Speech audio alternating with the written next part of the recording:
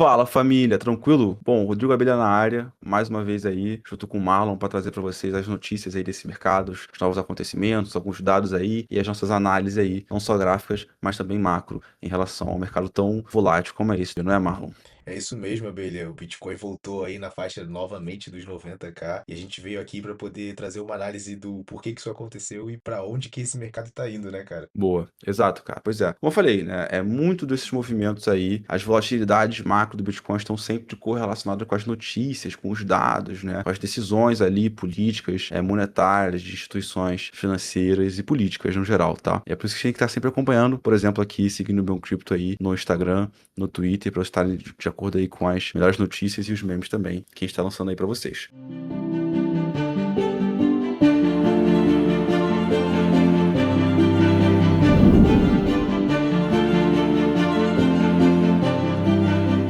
Bom, mas para que a gente possa começar aí a entender quais são esses eventos, né? Sempre de prática aqui trazendo um pouco do nosso calendário, tá? Então aqui, como vocês podem ver, a gente está finalizando finalmente esse mês de novembro, mês sangrento aí que a gente teve do Bitcoin, né? Mais pra frente vai mostrar o gráfico aí, um mês que a gente teve uma queda muito atípica, inclusive, né? Não estatisticamente provável que acontecesse, mas a gente passa a iniciar um novo mês, o último mês do ano, né? É o mês de dezembro aí, uma grande promessa aí da volta da liquidez, né? O fim do QT, que o Fed anunciou, e o início do QE, Quantitative Easing, né?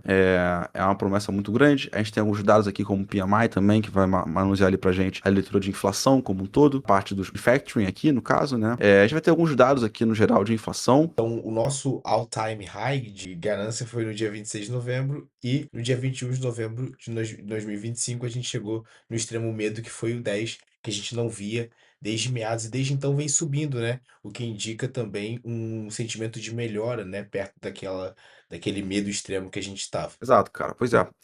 Como você pode ver aqui no gráfico do Bitcoin, esses movimentos, né, de extremo medo, eles costumam estar, né, sempre acontecendo logo após uma grande queda, como aconteceu aqui, por exemplo, no início desse ano, lá no primeiro trimestre, né, do final de janeiro até mais ou menos março, abril, com a taxação do Trump, né, lá em 2024 também aqui, como vocês podem ver, né, todo o meio de 2024 a gente estava com o Bitcoin lateralizado, mas a gente teve momentos aqui em quedas grandes, causaram ali uma agulhada, consequentemente extremo medo. Aqui nesse caso específico aqui foi o próprio Carry Trade do Japão, né, mas enfim, então esses movimentos, né, por mais que eles sejam assustadores e levam a gente para o extremo medo, como por exemplo foi e está sendo esse daqui, né, em alguns momentos, eventualmente, eles acabam chegando a um fim, tá, pessoal? Como vocês podem ver, né, essa grande queda aqui, né, ela se deu não só pelo medo, como o Marlon acabou de trazer para vocês, mas também, por exemplo, com o outflow de ETFs, né? Então, aqui nos ETFs do Bitcoin, né, o mês de novembro, como um todo, foi o mês que a gente mais viu outflows aqui, né, de 200 milhões, 800 milhões, quase 500 milhões, mais 200 milhões, 300 milhões, todo dia. Outflow, no dia 20 de novembro, né, um dia antes aí dessa all-time high aí de medo, né,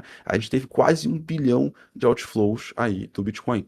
Foi no mesmo período aqui em que a gente bate ali, né, no dia 21 de novembro, numa sexta-feira, a gente bate possivelmente aquilo que foi o topo pra gente, o fundo pra gente aqui, né, agulhado em 80 mil ali, e 600, 80 mil e 500 mais ou menos, tá? Desde esse grande movimento aqui, né, esse pico de medo, a gente vem fazendo esse pullback, como nós podemos ver aqui nesse gráfico diário, tá, pessoal? E esse pullback aqui, como nós falamos, né, talvez muito mapeado pelo fim desse sangramento aí, talvez um alívio agora com a promessa da volta da liquidez, algumas datas importantes e relevantes aí, como nós trazemos para vocês, por exemplo, no mês de dezembro, eles podem estar trazendo para a gente uma continuação aqui desse movimento, desse pullback aqui, talvez para patamares um pouco acima. Aqui no diário, por exemplo, a gente já consegue ver que aquela EMA de 9, no caso que essa linha aqui vermelha, né, que antes ela estava sendo rejeitada a todo custo, ela acaba de fazer um fechamento, né, um rompimento acima, e inicia uma vela acima dela. Tanto que o Bitcoin, nesse momento aqui, ó, no curtíssimo prazo, que a gente não vai falar agora nesse vídeo, e sim no próximo, ele tá ali em US$ 91.500, por exemplo.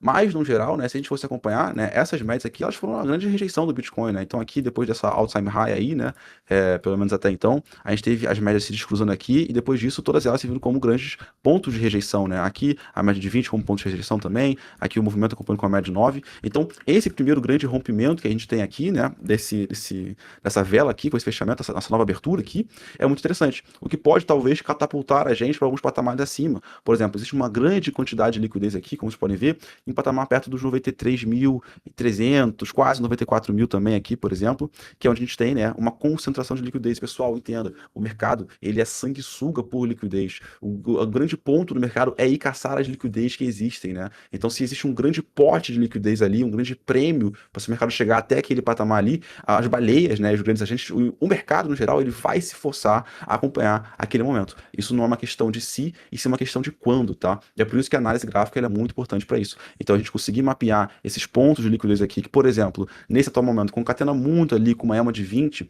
do Bitcoin aqui, né? Na faixa dos 93 a 94 mil dólares ali, tem uma certa subjeção, né? A gente encontra ali talvez um possível próximo alvo, né? Pelo menos um próximo topo. Mesmo que a gente faça essa grande continuação, né? A gente consegue observar aqui que nessa linha de tendência de baixa a gente tem uma confluência aí com o possível próximo alvo nessa faixa. Tá? É muito importante acompanhar aí os próximos dias, né, as próximas velas e ver se de fato o Bitcoin pode realizar esse movimento. Como eu falei, a estrutura mais de curto prazo fica para um próximo vídeo, certo, pessoal?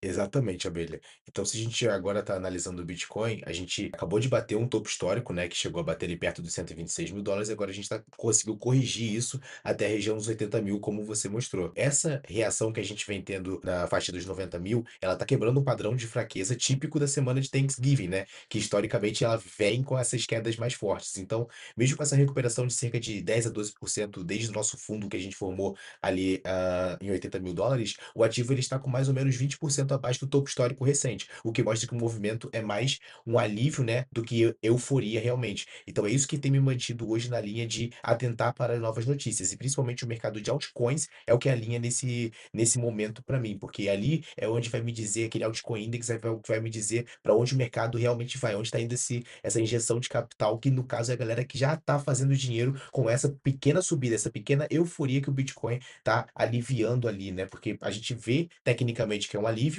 né? Mas eu quero ver, no momento em que isso se tornar uma euforia no mercado de altcoins, eu identifico que ali a gente pode ter um novo ciclo se formando, talvez. Com certeza, cara, com certeza. Eu realmente acho que é isso, né? Tipo, a tão aguardada possível altcoin season, será que está por vir aí com esse pullback do Bitcoin, talvez voltando para os patamares acima, como comentamos, 94, ou quem sabe um alvo próximo aí, os 100 mil dólares, né? É uma coisa que a gente vai acompanhar no próximo vídeo. Deixa o like aí, pessoal. Tamo junto, compartilha aí, valeu!